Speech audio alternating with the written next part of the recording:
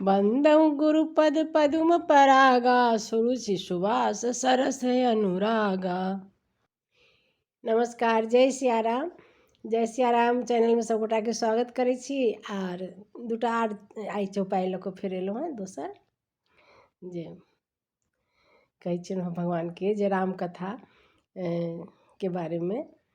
राम कथा शशि किरण समाना, असंत चकोर करहि जेहि पाना। राम कथा सूर्य के समान, किरण के समान है, जे संत रूपी चकोर हुनका पान करै छथि। तऽ संत किनका कहबनि? जे जिनका में सौभाग्य में अबै छनि जे ककरो बुराई नहीं करू, ककरो हीनता नहीं, हीन नहीं बुझियौ, ककरो में कोनो अवगुण नहीं देखियौ, तऽ हुनका हमसब संत कहै छियै। तऽ गोस्वामी जी छथिन लिखने, राम कथा शशि किरण समाना, असंत चकोर करहि जेहि पाना।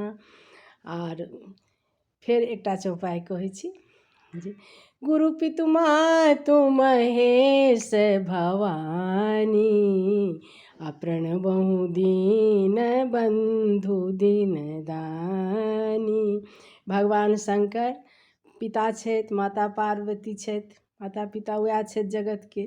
तऽ हुनका हमसब गोस्वामी जी लिखने छथिन, सब आदमी प्रणाम करै छी। सब गोटा के जय सियाराम। सुनै जाओ फेर दोसर एपिसोड, फेर आर चौपाई लऽ के आएब।